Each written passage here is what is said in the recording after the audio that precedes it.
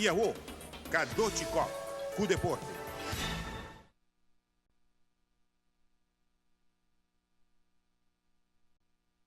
Kadochi!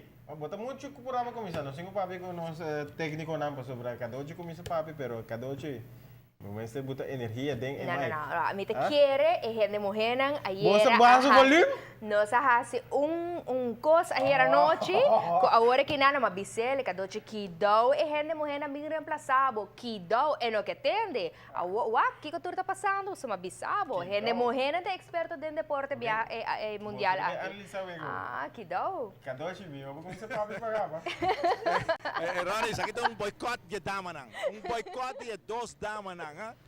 Naquela nós completamente fora do programa de mundial aqui.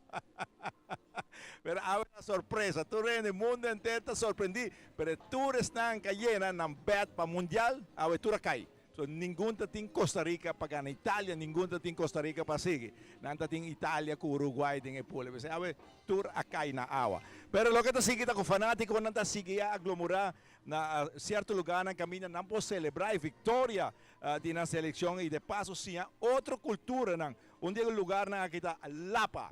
Ela vira é centro de atração. Um dos lugares mais visitados por fanáticos no Brasil é Lapa. Esta parte é Torre de Babel, pero em sua época é monumento a que serve como a casa principal para reunião de políticos importante. Sua infraestrutura única consiste de 42 voos com estilo romano, de ser considerado um dos mais importantes da época colonial.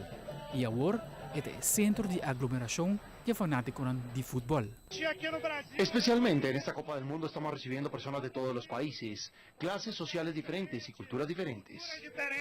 Mucha mistura. Aquí hay mucha diversidad, hay muchas culturas, muchos ritmos diferentes. Ritmo diferente. Sé que es como la zona más bohemia de Río de Janeiro y por eso escogimos quedarnos acá en Lapa. Se escucha todo tipo de música de avenida aquí, manera bossa nova, samba, cumbia y electric. Me gusta y disfruto mucho. Lapa es la poesía, es la bohemia del Río de Janeiro, es festa, es felicidad. Lapa é o lugar ideal para visitar e te representar o inteiro mundo que está agora no Brasil, celebrando com a seleção preferida.